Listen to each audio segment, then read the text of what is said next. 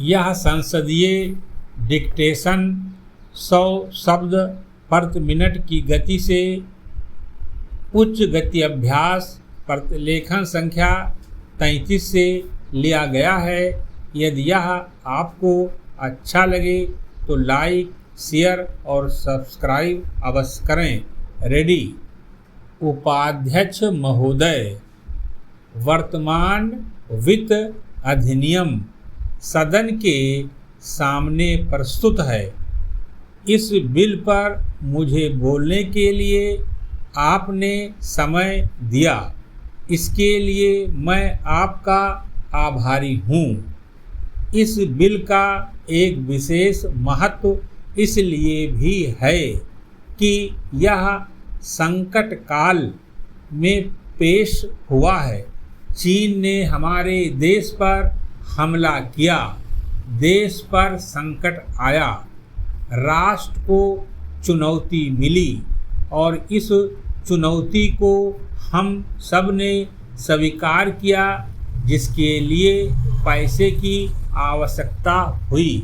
इसको वित्त मंत्री ने बड़ी कुशलता से देश के अंदर और देश के बाहर से जुटाया।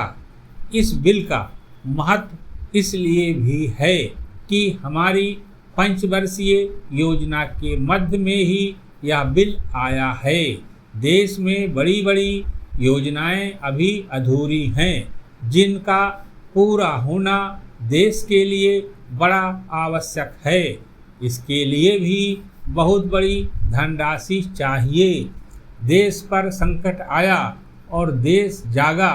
कोने कोने से लोगों ने पैसा और सोना दिया और अपने लड़के तक फौज में दिए। इस देश में किसानों और गरीबों का जो वर्ग है उसने भी दिल खोलकर इसमें सहयोग दिया। उसके बाद जो उन पर अधिक बोझ कर के रूप में पड़ रहा है या अनिवार्य बचत योजना के रूप में पड़ रहा है, उसको भी वे खुशी खुशी सहन करने को तैयार हैं।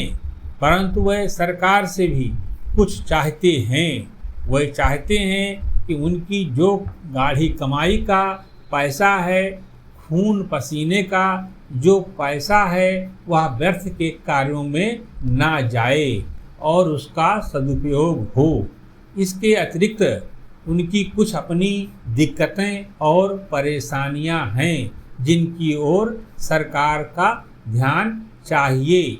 इस आपातकाल के समय में तो उनको इन आए दिन की कठिनाइयों से राहत मिलनी चाहिए। ऋण लेने में और अन्य कार्यों में जो अड़चनें पड़ती हैं, वे दूर की जाएं। किसान भारत की रीढ़ है। अगर इनको सुविधाएं दी जाएंगी तो देश आगे बढ़ेगा।